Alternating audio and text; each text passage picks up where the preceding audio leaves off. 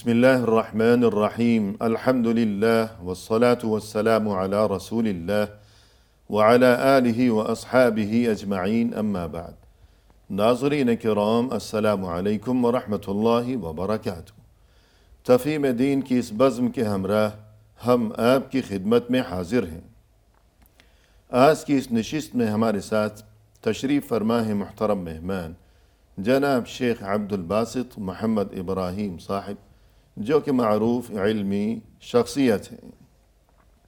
تو آئیے ناظرین، پروگرام میں ان کا استقبال کیا جائے۔ السلام علیکم شیخ۔ وعلیکم السلام ورحمۃ اللہ وبرکاتہ۔ ہماری بزم میں آپ تشریف لائے، جو کہ یقیناً ہمارے لیے انتہائی باعث مسرت ہے۔ ہم آپ کا شکریہ ادا کرتے ہیں۔ جزاکم اللہ خیرا۔ جزاکم اللہ خیر، آپ کا بھی بہت بہت شکریہ۔ اللہ تعالیٰ آپ کو کامیاب و سرخرو کریں۔ آمین یا ربی۔ محترم ناظرین، دنیا کی زندگی میں ہر کوئی خیر و خوبی اور کامیابی و کامرانی کے لیے ہمیشہ کوشاں و سرگرداں رہا کرتا ہے۔ حالانکہ حقیقت یہ ہے کہ دنیا کی یہ زندگی تو عارضی و فانی ہے، چند روزہ ہے، جبکہ اس کے برعکس آخرت کی زندگی دائمی ہے، ابدی ہے اور لازوال ہے۔ لہذا دنیا کے لیے بھی کوشش کی جانی چاہیے یقیناً، لیکن زیادہ کوشش اور فکر و جستجو آخرت کے لیے کرنا ضروری ہے۔ لہذا آج کی اس محفل میں ہمارا موضوع گفتگو یہی ہے کہ حقیقی کامیابی تو آخرت کی کامیابی ہے۔ آئیے اس سلسلے میں مزید استفادہ کرتے ہیں اپنے مہمان کی زبانی۔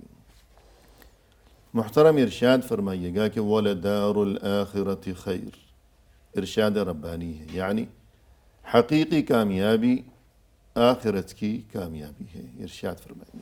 بسم اللہ الرحمن الرحیم، الحمد للہ رب العالمین، والصلاة والسلام علی اشرف الانبیاء والمرسلین، نبینا محمد وعلی آلہ وعلی اصحابہ اجمعین۔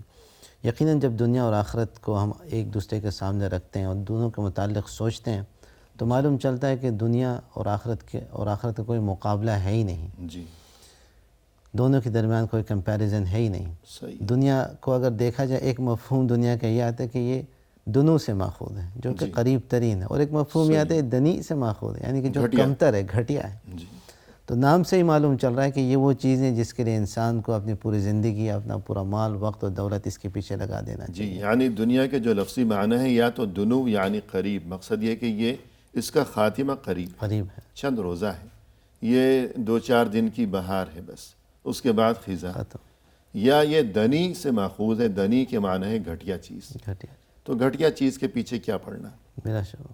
اسی لیے جیسے کہ آپ نے فرمایا وَلَلدَّارُ الْآخِرَةُ خَيْرٌ، اللہ تعالیٰ فرما رہے ہیں، جی، ایمان والوں سے اللہ تعالیٰ مخاطب ہو کے کہہ رہے ہیں کہ تمہارے لیے تو دار الآخرہ ہے، وہ بہتر ہے تمہارے لیے، صحیح، اس سے کیا کرو گے؟ اس پہ تو ہم نے اپنے انبیاء کو بھی نہیں رکھا، کسی بادشاہ کو بھی نہیں چھوڑا ہم نے، یہ تو کسی کے لیے ہے ہی نہیں۔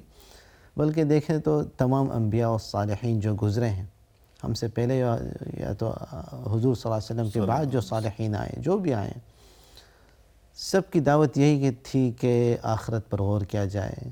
جی، ہمارے اصلاح اور ہمارے بہبود آخرت پہ غور کرنے پر ہے، اور ہماری تباہی اور بربادی دنیا پہ غور کرنے پر ہے۔ صحیح۔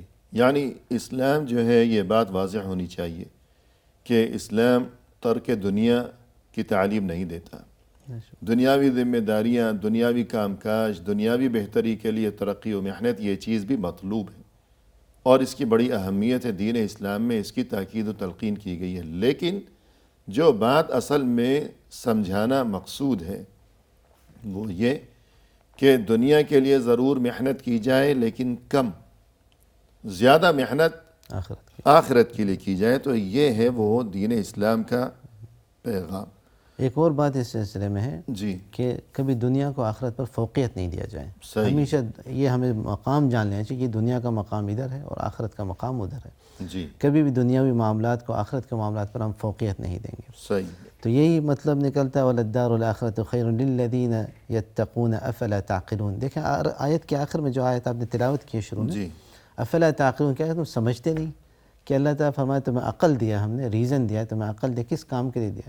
اسی بات کو جاننے کے لیے کہ تمہارے مصلحت کس میں ہے اور تمہاری بربادی کس میں ہے۔ صحیح ہے۔ اگر آپ نے پورا عقل اسی میں ہی لگا دیا کہ دنیا ہی بنانا ہے، آخرت نہیں بنانا ہے، تو گویا کہ آپ نے عقل استعمال ہی نہیں کیا، حالانکہ ہر کوئی اپنی آنکھوں سے روزانہ دیکھتا ہے کہ لوگ اس دنیا سے رخصت ہو رہے ہیں۔ اور سبحان اللہ اگر کوئی دیکھا سنی جائے سنائی بات تو نہیں ہے، ہر کوئی دیکھتا ہے۔ بچے بھی گزر رہے ہیں، جوان بھی گزر رہے ہیں، بیمار بھی گزر رہے ہیں، اور اچھے لوگ بھی گزر رہے ہیں، مالدار بھی گزر رہے ہیں، ہر گھر بادشاہ کی بھی، کہانی ہے۔ ہر شخص گزر رہا ہے۔ اس سے بڑھ کر انسان کے لیے عبرت کیا ہو سکتی ہے جی ہاں، کہ وہ اس کے آخرت باوجود اگر اس کو یقین نہ آئے اس بات پر تو پھر یہ تو بڑی سنگ دلی ہے۔ اور یہ تو قانون قدرت ہے کہ ہر انسان کے لیے گویا کہ 4 مراحل ہیں، اور ہر آئندہ مرحلہ گزشتہ مرحلے کے مقابلے میں طویل ہے، لمبا ہے، بڑا ہے۔ تو سب سے پہلا مرحلہ جو ہے وہ شکم مادر ہے۔ 9 مہینے انسان وہاں گزار کر آیا۔ تو جب انسان اس دوسرے مرحلے میں ہے، دنیا کی زندگی میں ہے، تو اگر اسے یاد نہیں ہے کہ میں یہاں آنے سے پہلے وہاں تھا، یاد نہیں ہے، تو اس کا یہ مطلب تو نہیں ہے کہ وہ اس حقیقت کا انکار کرے۔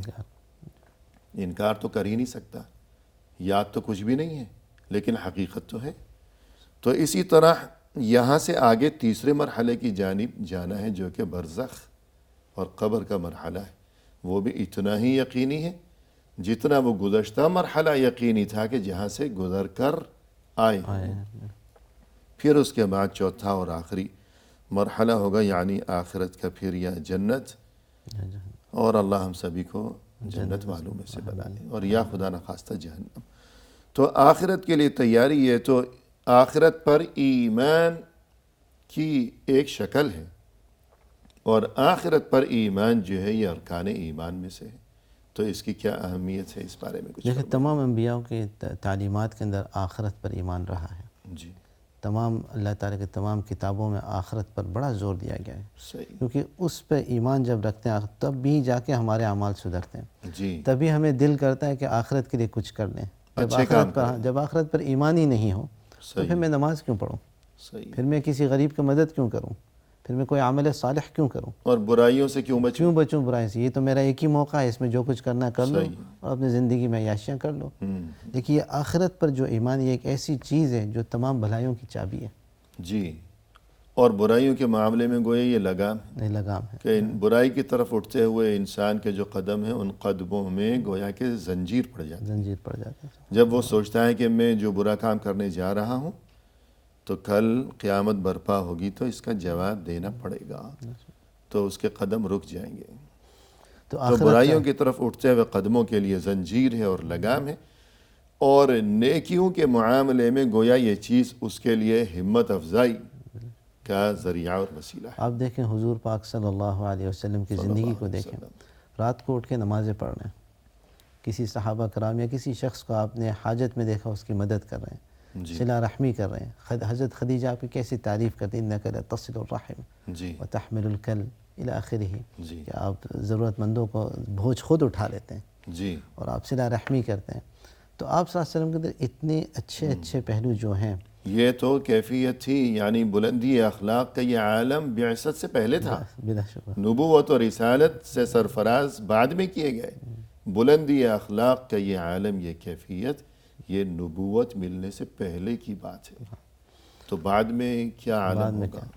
تو آپ صلی اللہ علیہ وسلم جب ان چیزوں کا آپ صلی اللہ علیہ وسلم جب رات کو قرآن کی تلاوت کرتے ہیں جی تو آخرت کے متعلق آیات پڑھتے ہیں، صحیح۔ تو اگر کوئی ایسی آیت آپ نے پڑھ لی جس میں جنت کا ذکر ہو تو آپ اللہ تعالیٰ سے فرماتے ہیں کہ یہ اس جنت میں داخل کرنے کی ہمیں نصیب دیں، جی اور اگر کوئی جہنم کے دوزخ کے متعلق کوئی آیت آپ نے تلاوت کی تو آپ اللہ سے یہ دعا کرتے ہیں کہ اس سے پناہ دیں۔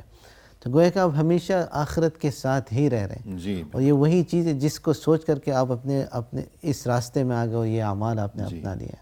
یعنی آخرت پر ایمان کی وجہ سے انسان دنیا کی زندگی میں اپنا اخلاق، اپنا کردار، اپنے طور طریقے، اپنی بود و باش سب اور اپنے لیے راستوں کی تعیین کرتا ہے کہ مجھے کس راستے پر چلنا ہے، کیا کرنا ہے، کیا نہیں کرنا۔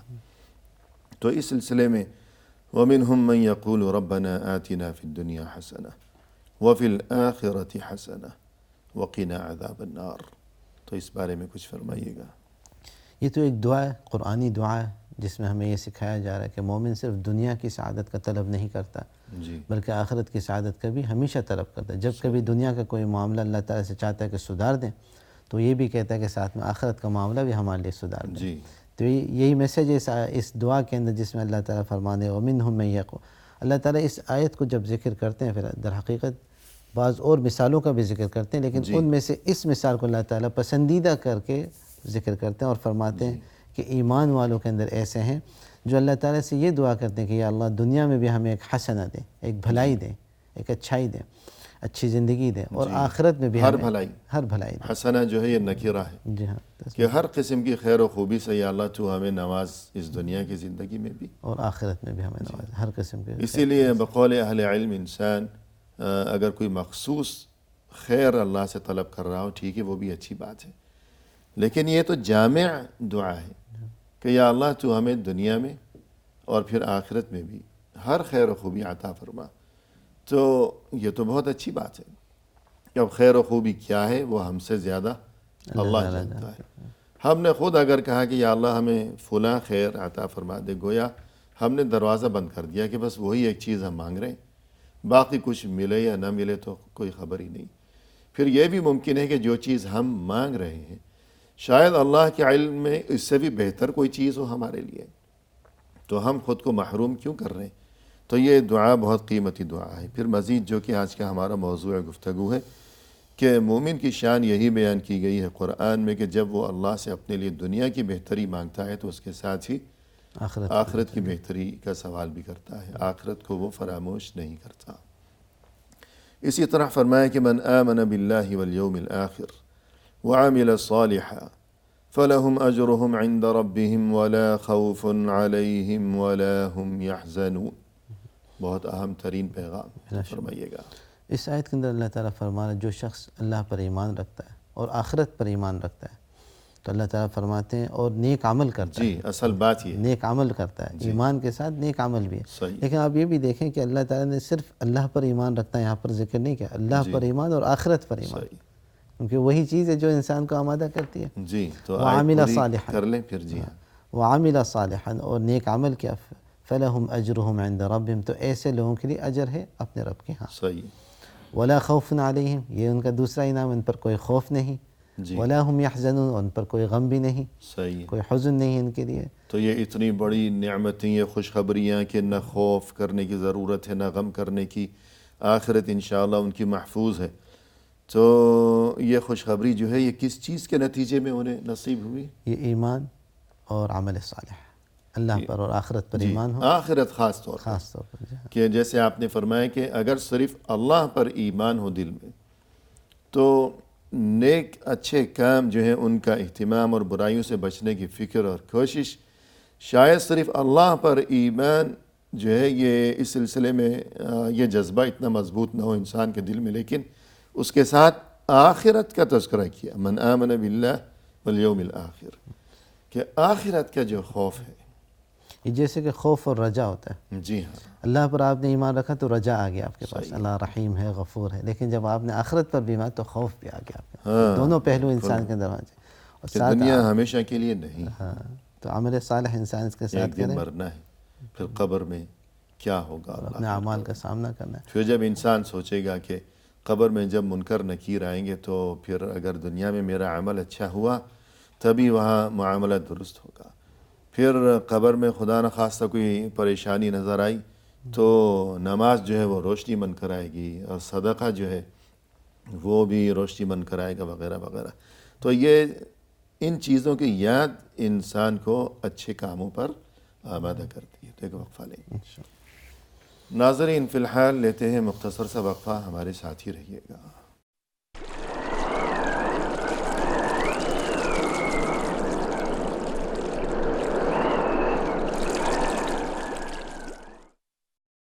محترم ناظرین، وقفے کے بعد ہم حاضر خدمت ہیں، آئیے سلسلہ گفتگو کو آگے بڑھایا جائے مہمان کی زبانی۔ محترم، وقفے سے قبل جو گفتگو ہو رہی تھی تو اس سلسلے میں قرآن کریم کی ایک آیت میرے ذہن میں آ رہی ہے، وَأَمَّا مَنْ خَافَ مَقَامَ رَبِّهِ وَنَهَى النَّفْسَ عَنِ الْهَوَىٰ فَإِنَّ الْجَنَّةَ هِيَ الْمَأْوَىٰ۔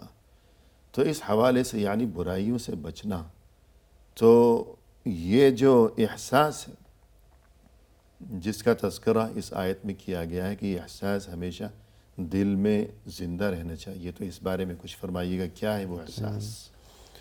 انسان کے اندر خوف خدا تو ہوتا ہی، ہر مومن کے اندر ہوتا ہی، لیکن یہ بڑھتا بھی ہے گھٹتا بھی ہے. جی کبھی کبھار بڑھ جاتا ہے نیک اعمال کی وجہ سے، نیک لوگوں کے ساتھ بیٹھنے کی وجہ سے، قرآن پاک پڑھنے کی وجہ سے انسان کے اندر بڑھ جاتا ہے. جی کبھی کبھی گھٹ جاتا ہے برے ماحول میں بیٹھنے کی وجہ سے، اللہ تعالیٰ سے دور رہنے کی وجہ سے گھٹ جاتا ہے. صحیح. اب جب اسے انسان بڑھا لے، محنت کر کے کوشش اعمال صالحہ کے ذریعہ اسے بڑھا لے، تو اپنے رب کے مقام کو پہچاننے لگتا ہے.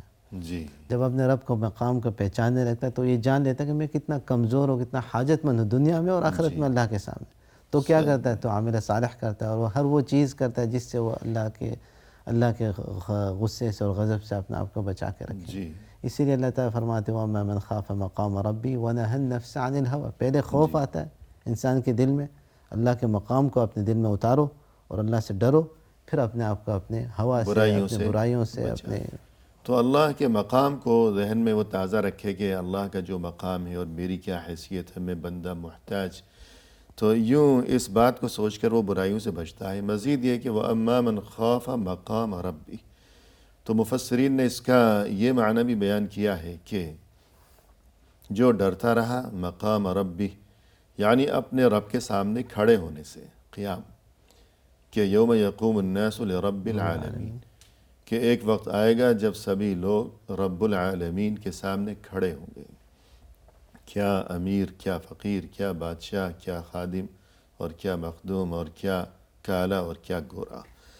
تو رب کے سامنے کھڑے ہونے کا خوف، تو اس کا مطلب تو یہی ہے کہ رب کے سامنے جو کھڑے ہونا ہے، حساب و کتاب، یہ تو آخرت میں ہوگا.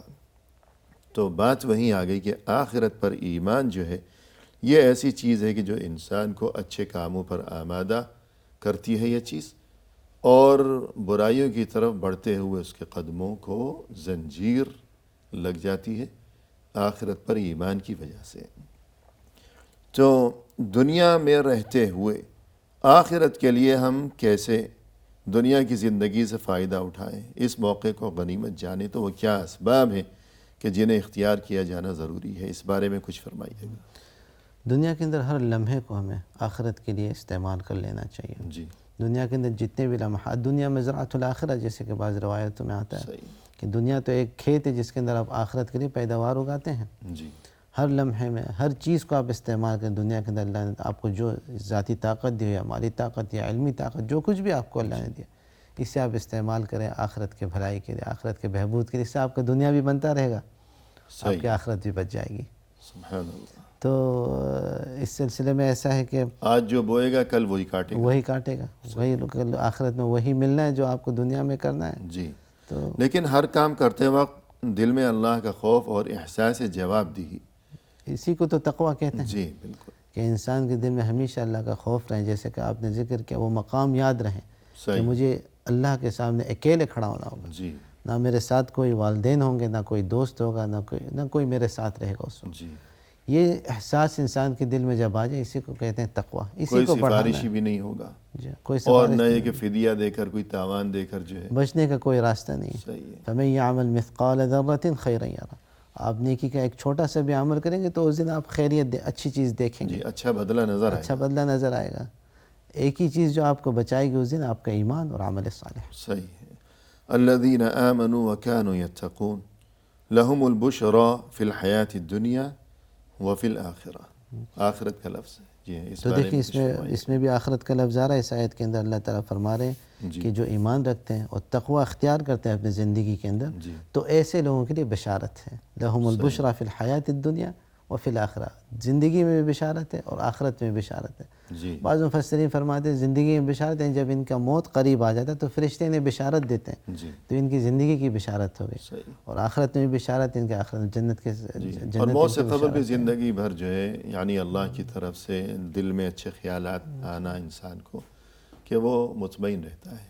ایمان کی وجہ سے انسان کا دل مطمئن رہتا ہے. تو یہ دنیا میں بہت بڑی نعمت ہے.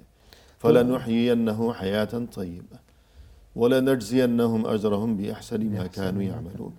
تو اس آیت میں بھی یہی تذکرہ ہے کہ ایمان ہو، عمل صالح ہو، تو دنیا میں بھی انعام کہ خوشگوار زندگی، تو خوشگوار زندگی سے یہی مراد ہے کہ اس کا دل مطمئن رہے گا، اگرچہ بہت زیادہ دنیاوی مال و متاع اس کے پاس نہ ہو لیکن دل خوش ہے، پھر آخرت میں انعام کہ وہاں اچھا انجام، آخرت کی بشارت۔ جی۔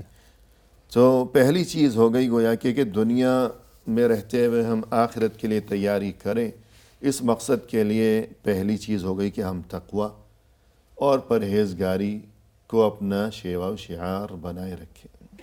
تقوی کا مفہوم سمجھنا ضروری جی۔ ہے انسان کے لیے۔ تقوی در حقیقت وقایت سے آتا ہے، یعنی کہ صحیح۔ بچانا اپنے آپ کو۔ جی۔ اگر آپ تقوی کے پاسبان ہیں، اس کا مطلب آپ اپنے آپ کو بچائیں گے جی، ہر اس چیز سے جس سے اللہ تعالیٰ ناراض ہوتے ہیں۔ صحیح۔ اگر آپ یہ کر سکیں تو آپ حقیقی معنوں میں تقوی کے پاسبان ہیں۔ جی، حضرت عمر بن خطاب سے کوئی پوچھتا ہے کہ تقوی کی مجھے مثال دیں کہ عملی طور پر تقوی کیسا ہوتا ہے، جی، تو فرماتے ہیں کہ آپ کبھی کسی ایسے میدان میں چلیں جہاں پر کانٹے ہوں، صحیح۔ کانٹے دار پودے ہوں، جی، تو جھاڑیاں ہوں دونوں جھاڑیاں، طرف ہاں، تو اور کہا راستہ تنگ ہو۔ راستہ تنگ ہو، جی، تو کہا کہ ہاں، تو کہا کہ کیسے چلیں؟ کہا کہ میں نے اپنے کپڑوں کو تھوڑا اونچا کیا اور دیکھ دیکھ کے قدموں کو نیچے رکھنا شروع جی، کیا۔ کپڑوں کو سمیٹ کر چلا ہاں، تو کہ کہا کہ کہیں الجھ نہ جائے کانٹوں میں الجھ نہ جائے، کھنچ نہ جائے۔ تو کہا تقوی بھی یہی چیز ہے سبحان کہ اللہ۔ دنیا کے اندر جن چیزوں سے اللہ تعالیٰ ناراض ہوتا ہے ان کی مثال کانٹوں کی مثال ہے، جی، آپ کو ان سے بچ بچ کے چلنا ہے دنیا جی، کے اندر، اور کیوں بچنا ہے؟ اللہ کی رضا کے لیے، اللہ کے رضا۔ نہ کہ کسی اور مقصد کے لیے کہ کوئی اور دیکھنے والا ہو یا نہ ہو۔ انسان ہر برائی سے بچے صرف اللہ کی رضا کے لیے۔ امتثال ما امر اللہ بھی واجتناب ما نہى عنہ طمعا فی ثوابی وخوفا من عقابی، یہ تقوی کی تعریف ہے۔ تو پہلی چیز ہو گئی کہ تقوی، اور دوسری چیز کیا ہے؟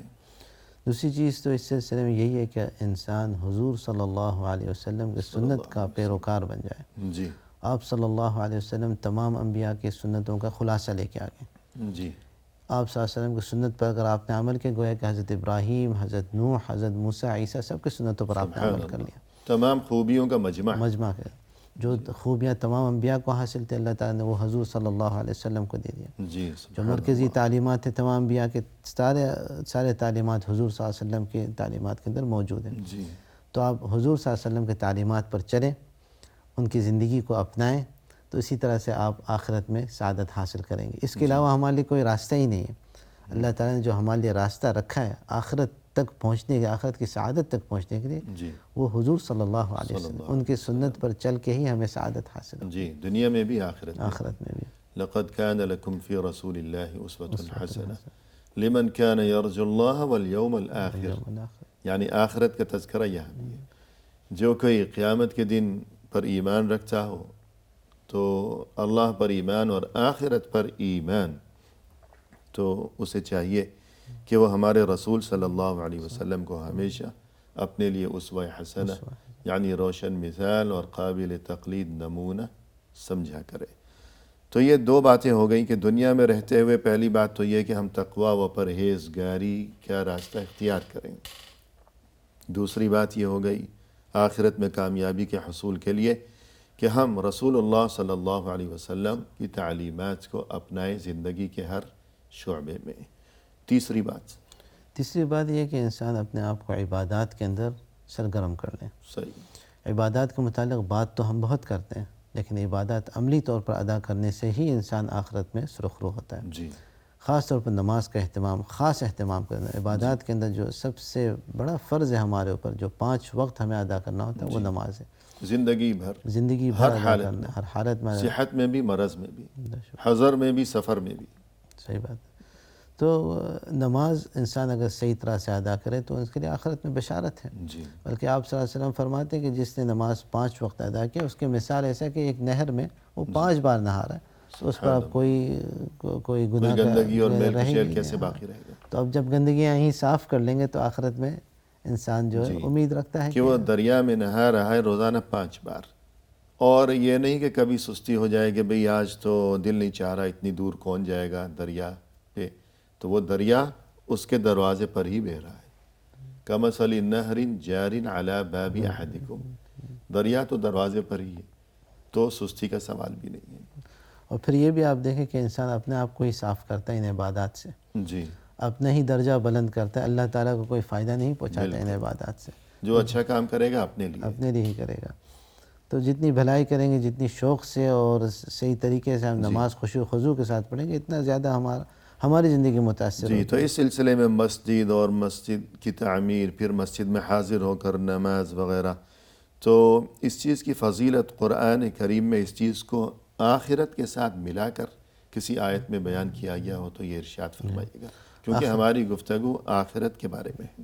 تو آخرت کے ساتھ ملا کر کے نماز کو اللہ تعالیٰ اس طرح بیان کرتے ہیں قرآن پاک کے اندر، سورہ توبہ کے اندر، جی انما یعمر مساجد اللہ من آمن باللہ والیوم الآخر، یعنی کہ نماز کے لیے مسجدوں میں تو وہی آتے ہیں جن کا دل ایمان سے اور اللہ پر ایمان اور آخرت پر ایمان سے معمور ہو، تو ایسے ہی لوگ آتے ہیں۔ جی گویا کہ نماز کے لیے آنا اور حاضری دینا مسجد کے اندر، اس کا مطلب یہ ہے کہ آپ کے دل میں ایمان ہے، آپ آخرت کو مانتے ہیں، آپ اللہ تعالیٰ کو مانتے ہیں۔ اور اگر اس کا برعکس مفہوم نکالا جائے کہ ایک بندہ مسجد میں آ رہا ہی نہیں ہے، نماز پڑھتا ہی نہیں ہے، اس کا مطلب اس کے دل میں ایمان ہے ہی نہیں آخرت جی، پر، کہ معاملہ برعکس۔ معاملہ برعکس ہے۔ تو مسجد آمد و رفت اور نماز با جماعت کی پابندی گویا یہ ایمان کی دلیل ہے، ایمان آخرت پر ایمان کی دلیل ہے، جی، اور آخرت میں کامیابی کی یہ نشانی۔ بلکہ آیت کے آخری میں دیکھیں فَعَسَىٰ أُولَٰئِكَ أَن يَكُونُوا مِنَ الْمُهْتَدِينَ، جی ایسے ہی لوگ ہوں گے جو راہ راست پر ہوں گے، جو ہدایت پائیں گے۔ صحیح، آخرت میں انسان کو اگر ہدایت پانا ہے، جنت کی طرف اپنا راستہ حاصل کرنا ہے، جی تو نماز اس کے لیے راستہ ہے۔ سبحان اللہ۔ اور نماز تو ظاہر ہے کہ اس کی جو اہمیت ہے تو کچھ کہنے کی ضرورت ہی نہیں ہے۔ سب سے پہلی عبادت اسلام میں نماز فرض کی گئی، آسمانوں پر اس کی فرضیت ہوئی، اور یہ کہ فرشتے کے توسط کے بغیر براہ راست معراج کے موقع پر فرضیت کی گئی نماز کی۔ پھر یہ کہ رسول صلی اللہ علیہ وسلم کی دنیا سے رخصتی کے وقت آخری وصیت الصلاۃ الصلاۃ، نماز کی پابندی کرتے رہنا۔ مزید یہ کہ آخرت میں سب سے پہلا سوال ہی نماز کے بارے میں ہوگا۔ تو یوں دنیا میں رہتے ہوئے آخرت کی کامیابی کے لیے ہمیں جن چیزوں کا اہتمام کرنا چاہیے بہت زیادہ، تو ان میں تقوی، پھر رسول صلی اللہ علیہ وسلم کی تعلیمات کی پیروی، اور اس کے بعد آپ نے تیسری چیز بیان فرمائی نماز کی خوب پابندی۔ یہ تو تمام فرض نماز ہو عبادات بالخصوص نماز، یہ تو فرض نمازیں ہو گئیں۔ جی فرض نمازوں کے علاوہ نفلی نمازوں کا بھی اہتمام کرنا ایک واضح علامت ہے جی کہ انسان کو آخرت کا خوف ہے، انسان کو اپنے عاقبت پر ڈر ہے۔ جس شخص کو آخرت پر خوف ہو تو وہ صرف فرض نمازیں نہیں پڑھتا، جی ان کے علاوہ نفلی نمازیں بھی پڑھتا ہے، جس طرح قرآن پاک میں اللہ تعالیٰ فرماتے ہیں امن هو قانت آناء اللیل سبحان اللہ، ساجدا وقائما یحذر الآخرة ویرجو رحمت ربہ، جی یعنی کہ جو راتوں کو نمازیں پڑھتا ہے، کبھی کھڑے ہو کے پڑھ رہا ہے، کبھی سجدے میں پڑھا ہوا ہے، تو یہ کیوں کر رہا ہے؟ یحذر الآخرہ، اس کے دل میں آخرت کا خوف ہے، ڈر بیٹھا ہوا ہے، اس آخرت کی وجہ سے وہ اپنے رات کو نمازوں میں کاٹ رہا ہے۔ جی، کبھی سجدے میں ہے، کبھی قیام میں ہے، کبھی رکوع میں ہے۔ تو یہ نفلی نماز تتجافى جنوبهم عن المضاجع، کہ ان کے پہلو جو ہیں وہ بستروں سے دور رہتے ہیں رات کو، کچھ حصہ جو ہے وہ نماز میں گزارتے ہیں، ساری رات بستر پہ نہیں پڑے رہتے ہیں۔ ناظرین فی الحال لیتے ہیں مختصر سا وقفہ، ہمارے ساتھ ہی رہیے گا۔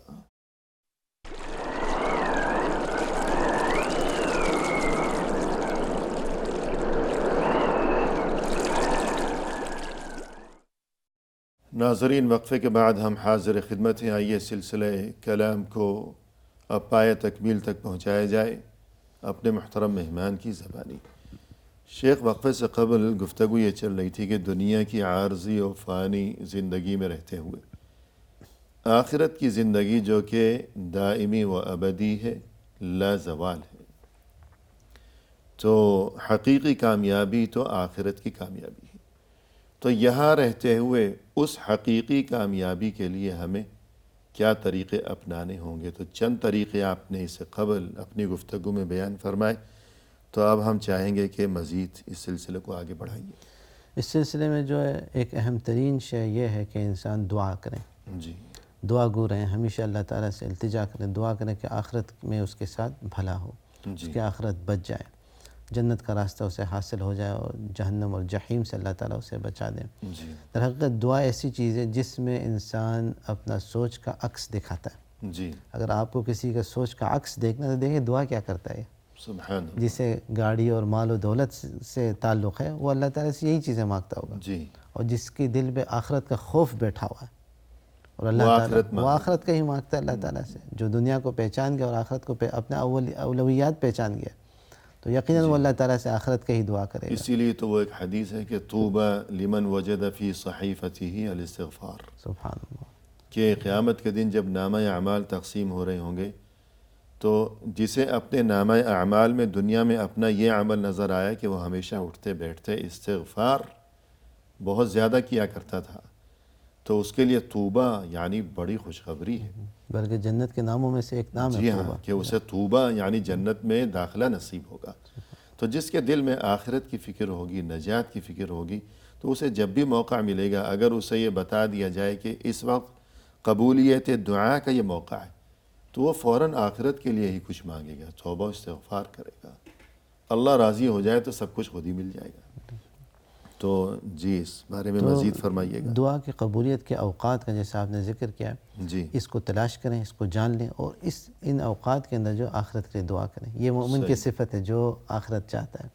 قرآن پاک میں اللہ تعالیٰ فرماتے ہیں ایمان والوں کے متعلق کہ یہ اس طرح سے دعا کرتے ہیں، اللہ تعالیٰ سے کہتے ہیں ربنا اغفر لنا ذنوبنا واسرافنا فی امرنا، جی یعنی یا اللہ جب آپ کے سامنے پیش کر دیے جائیں گے تو ہمارے گناہوں کو معاف کر دینا، جی ہم سے جو غلطیاں ہوں گی انہیں معاف، ہمارے اسراف کو معاف کر دیجیے، جی درگزر فرمانا ہے. درگزر فرمائیے گا. تو نتیجہ کیا ہوگا؟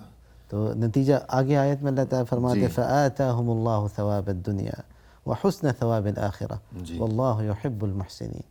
ان کے اس استغفار کی وجہ سے اللہ نے انہیں دنیا بھی دیا، دنیا کا اجر بھی دیا، اچھی زندگی بھی دے دی اللہ تعالیٰ ان کو، وحسن ثواب الآخرہ اور آخرت کے اندر بہترین اجر انہیں اللہ تعالیٰ دے. واللہ یحب المحسنین، اللہ فرمائے یہی محسنین ہیں جن سے اللہ تعالیٰ محبت فرماتے ہیں. جی. تو انسان اپنے لیے آخرت میں نجات اور کامیابی کے لیے ہمیشہ اٹھتے بیٹھتے اللہ سے دعا کرتا رہا کرے. تو اس آیت میں ہمیں یہ بات بتائی گئی کہ وہ لوگ جو دعا کرتے رہتے ہیں تو نتیجہ یہ ہوتا ہے کہ دنیا میں بھی خیر و خوبی اور وحسن ثواب الآخرہ، آخرت میں بھی ان کے لیے بہترین اجر و ثواب. تو گویا آخرت میں کامیابی کے لیے دنیا میں رہتے ہوئے ایک طریقہ یہ ہے کہ دعا کا خوب اہتمام و التزام کیا کرے انسان. اور مزید کوئی چیز اس سلسلے میں؟ اس سلسلے میں یہ بھی کہا جائے گا کہ انسان کا ایمان، آخرت پر جو ایمان ہے جی اس کا اثر اس کے اخلاق پر ہونی چاہیے. جی بہت اگر عمدہ بات. اخلاق انسان کے برے ہوں تو گویا کہ آپ پر ایمان کا اثر ہی نہیں ہوتا. جی جی آپ کا ایمان بے مطلب ہو گیا. یعنی اللہ پر ایمان، اللہ کو راضی کرنے کا جو جذبہ ہے، جو فکر ہے، محنت ہے، کوشش ہے، تو اس کے ساتھ ساتھ اللہ کے بندوں کے ساتھ بھی انسان جو ہے وہ اچھا انسان بن کر رہے. جزاک شکر.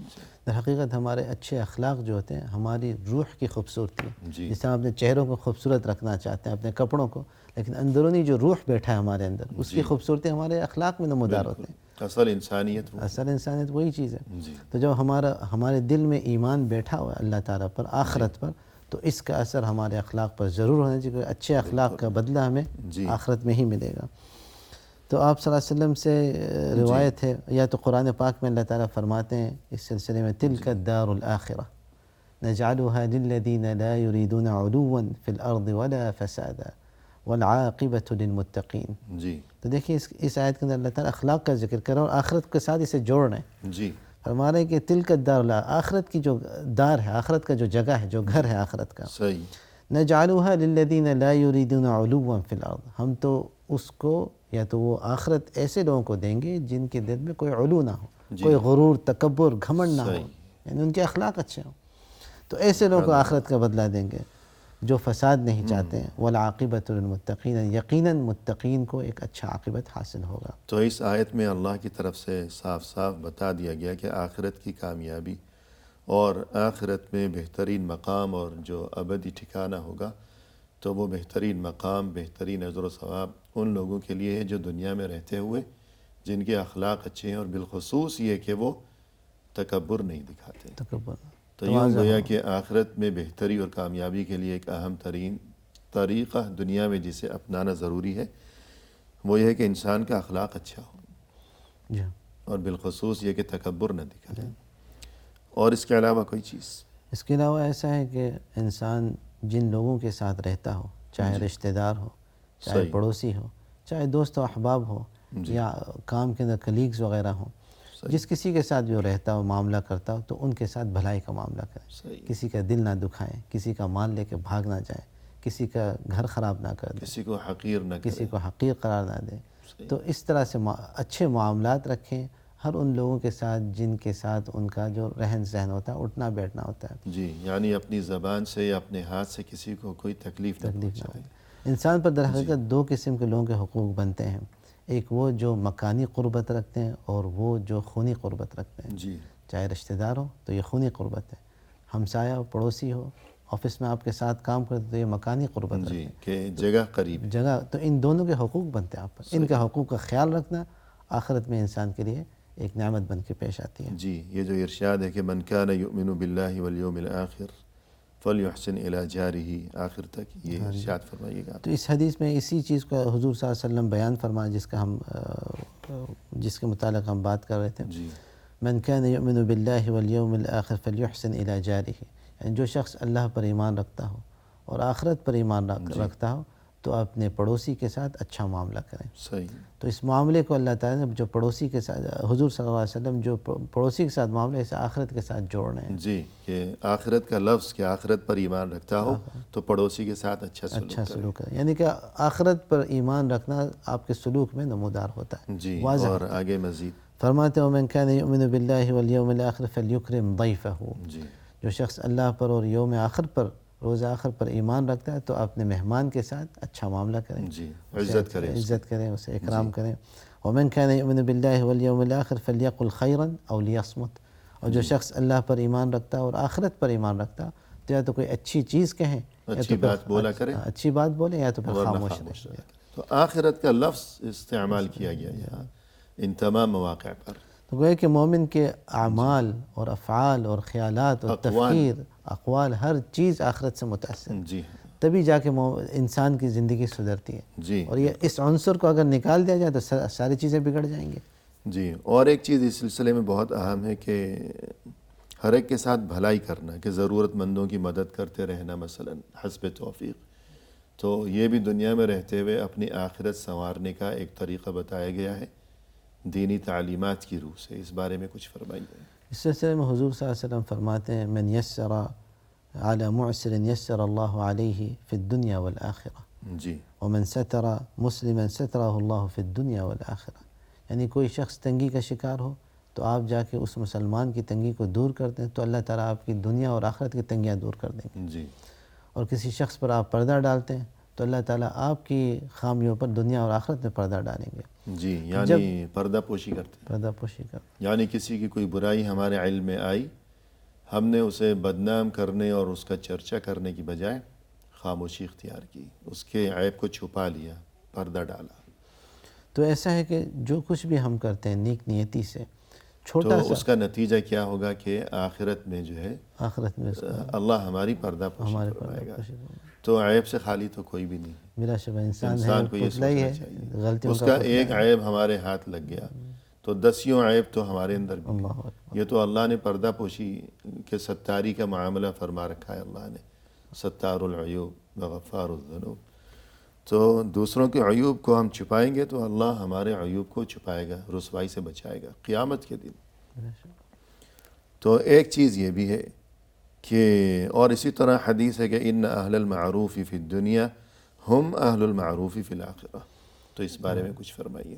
اس حدیث کے اندر آپ صلی اللہ علیہ وسلم معروف کرنے کی تلقین فرما رہے ہیں جی، کہ بھلائی کرو، لوگوں کے ساتھ بھلائی کرو۔ آپ صلی اللہ علیہ وسلم فرما رہے ہیں کہ جو بھلائی کرنے والے، معروف کرنے والے لوگ ہیں دنیا میں، وہی معروف والے ہوں گے آخرت میں۔ جی، یعنی جو بھلائی کرتے ہیں دنیا میں وہی بھلائی کے مستحق ہوں گے آخرت میں۔